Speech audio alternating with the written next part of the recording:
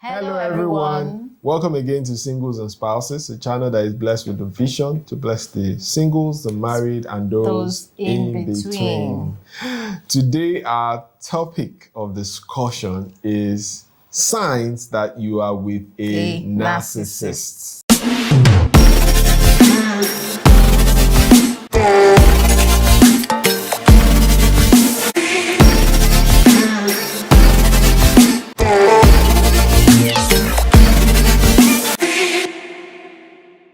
Who is a narcissist? Yeah, who is a narcissist? Because a narcissist is usually a perfect gentleman. Yeah, most times people use that word narcissistic and all that, but sometimes, in fact, I think every one of us has a bit of, tendency to be a narcissist, right? Yeah. But there are some people who are narcissistic, as in they have that personality disorder. So it's actually narcissistic personality disorder, is NPD. So these are people that are, have those traits very concentrated in them, and not just the regular person who might just have or do something a little similar to them once in a while. So who is the person with NPD? Typically, a narcissist is someone who is a mental health disorder actually, and it requires some form of talk therapy, psychotherapy, and all that. And then a narcissist is someone who can be very self-centered, very self-involved, very giving to a lot of attention, a lot of control, and somebody who basically lives off your admiration. High sense of self-importance. Very high sense of self-importance. When you come across people who always want you to praise them, who always want you to tell them they are good, who have this arrogance or conceitedness that you cannot explain, sometimes those kind of people, they have this tendency towards being narcissistic. And research has shown that it tends towards men more than women. And of course, it's usually more evident from teenage years, because children can tend to be very self-involved and self-centered. But from teenage years to early adulthood, that's when you'll be able to tell that, okay, this person is not just being a child anymore. This person is actually narcissistic. Because by then it's expected that a teenager started learning selflessness and all those other skills. And one of the easiest ways you can avoid being with a narcissist is to find out if the person you're with is selfless. If the person is selfless. The moment the person has signs of selfishness, self-importance over you, then there's a problem somewhere. You might need to check that out. Although they always say that it's good to have that kind of person diagnosed, because it's easy for some people. Some people are not brought up properly. Yeah. Some people is bad character, that makes them look like that. They might not really have NPD. So before you make that conclusion or draw the conclusion that, this person is a narcissist, it might actually require some form of diagnosis.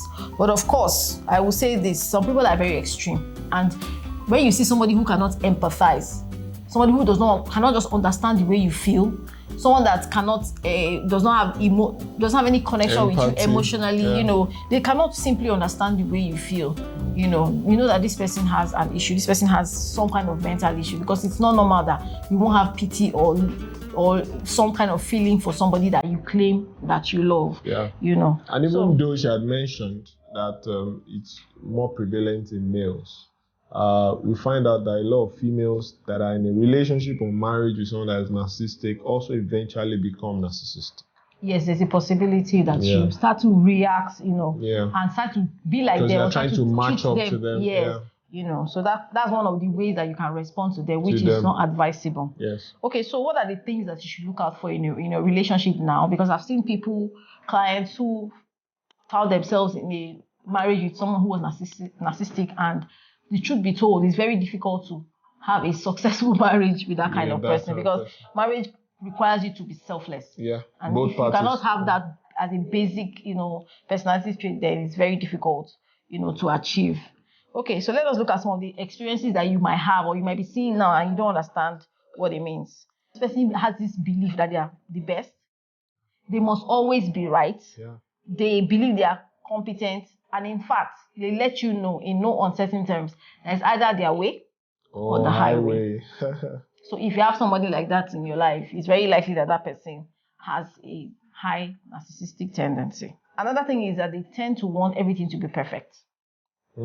They want something always perfect. They picture insist perfect. picture perfect. Yeah. Yes, and I think a lot of times they like this to look like that outside. So people outside don't know that this is how this person is. And then they give off that impression. In fact, I find that most times when people complain about their narcissistic spouse, people around them cannot understand what they're saying.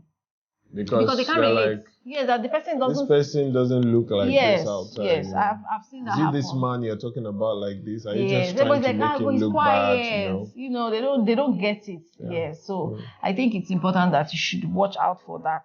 They're always looking for perfection. Everything must be perfect. They complain, and of course that means that they tend to complain a lot. And that's borderline on trying to be picture perfect rather than down to earth. Yes. Yeah. So yes. they want you to just do everything right, Even if it's irrespective of what's impossible. happening. Yes. Behind closed doors. Then what about control? Yeah. So they are overly controlling. They want everything done their way, just like I said before, that it's either their way or highway, right? You must do it that way. Yes. And is it irrespective of whether they are right or wrong, right? You must do it their way. So the moment you are with someone in a relationship where you can't bounce off ideas between each other, there's already an issue. Yes. When every time, on every situation, he's the one that wants to dictate, or she's the one that wants to dictate how it should go. Yeah. That person is over controlling, and you should look or seek for some sort of diagnosis. Yes, to know how to sort out. And I feel that also when somebody is controlling like that, because they always want to have their way, they will get to the point where they become manipulative. Yes, they become manipulative any way that they can get you to do that thing the way they want it. And it means that this kind of people will rarely take responsibility. They will pass the blame. Every single time, they will pass the blame. And the funny thing is that what they're able to blame you for, they are the ones that did it. They're the cause of it. They're the cause of it. They're the ones that maybe whatever it is, they didn't work out. For every single of those things, they will put it on you and say you are the one. Yeah. Okay, let me give you an example. The person beats you or slaps you. For example, your husband slaps you, your wife slaps you, and you're like, you slapped me. This one like, yeah, but you're the one that made me slap you. I love you, but you made me slap you. Do you understand? They will and it sounds romantic all of a sudden, like, it's not a beater. It's because I annoyed him. I made him angry. Those kind of comments usually come from people who are dealing with narcissists because they will manipulate you to think that your thoughts are not yours. They make you begin to doubt your reality. Yeah. Yes. So something happens to you and they're telling you something else. And even you, adult like you, that you know that is not true. You start second You actually second guess. Start second guessing yourself. Yes, you begin to doubt. Maybe I'm not really. You begin to believe them. And then you start having problems from there because guess what? Somebody who keeps verbally abusing you, because they tend to be verbally abusive. Yeah, I think that was a high one. Yeah. That's one to talk about more because they don't cut across as someone that is, what they call it, physically abusive. Understand? But each time they talk, they open their mouth in your relationship, it demeans you. It brings down your self-value, in some ways. And they do it intelligently, such that you start believing, maybe truly, I'm not that smart. Maybe truly, I'm not that. And trust me, they'll tell you things like that. Yes, do you understand? You're not smart. You're not smart. Just calm down. Whenever I'm talking on this matter, just calm down. I'm intelligent. I'm the one. I know this thing. You're not that smart. The moment you start seeing that the person can't push you forward and allow you to fly, the person can't push you and allow you to thrive, then there's problem. There's a problem. Yes. And then because they want to manipulate you, they will persist, they will cajole, they will demand, they will reject, they will anything, they will cry. Yeah. Then the next minute they are shouting, next minute they are threatening, any which way just to get you to do whatever. This kind of person is very difficult to break up with them. Yes. You want to break up with them or you want to leave them. They will flip and start crying. Yes, so some can cry. To destroy my life. Then some will turn and say, I'll kill you if you leave me. So I'll say, I'll keep the children. You won't have access to the children. So you get to a point where you are confused. I'm telling you. You don't even know what is what again. Yes. Yeah. So it's very important that these are the things that I've seen somebody who said, I didn't know what a narcissist was. I didn't have a clue what deal breakers are in a relationship. Just look for gaslighting. So you need to really, really look, because these things happen. And most times, another thing that they do when it comes to relationship is that they do not like to date for long because they can't pretend for too long. Really, nobody can pretend for too long. So they usually tend, the cases I've seen, they date maybe like this person dated for like 7 months. and marriage. They, in fact, got married because of pregnancy, and that's another thing they do. They try to get you pregnant because they want to trap you. Yeah. Yes. Then another one was they dated for like 2 months. He traveled. They continued dating from Asia to Nigeria for another 6 months. By the time he came back, they got married. So there was no clue. This kind of, so watch out for those people who want to rush you off to the altar. Be careful. There might be something they're hiding. Or they cannot pretend for and long. This is the reason why most times in counseling would advise that you should be patient. Yes, give it some time. I know that you want to become Mr. and Mrs. very immediately, right? Love yourself so but much. It's a lifetime, right? So, why are you rushing? I know you should rush also. I've been there before. But that 2 years or thereabouts, or 18 months that you used to court to understand each other, to see each other truly and truly, it's not too much. It's not too much, yes. So advisable. Yeah. I think we had mentioned it earlier. They don't have the ability to feel what you're feeling. They are hardly emotional about what concerns you. The minute you bring up something that has to do with you that is painful, they just twist it around and make it about themselves. Yeah. So you can say, oh, I had a great day at work today. I did this, I accomplished this. Oh my God. Instead of what you expect, right, is to say, well done, dear, and all that. And like, oh, you did? Me too. I had a wonderful day. They'll just turn and theirs will now even so they won't even better than yours. So, exactly. So there's no, they are not in any way highlighting yours. You understand, to use it to boost your self-esteem. No, and it's all about them. They tend to control you, keep you from your family, keep you from your friends. Those are the kind of people you get married to. They'll say you change your number. Yeah, they watch where you are going. They monitor. They want to know where you have every point in time, who you are with. They're always checking in, ensure that look, where are you? I think there are several other points that we can drop in the chat session. Yeah, right? Definitely, because there are quite a lot of things to look out for. Do research on also. Yes, and then I think the last one we can point out here is that they project their anxiety on you. They accuse you of being negative, unsupportive, even mentally ill. Anything they can come up with. As in, I have seen someone who had a narcissistic spouse who told her when she would go out to sell, because she didn't have a business, he had stopped her from the business she was doing and all that.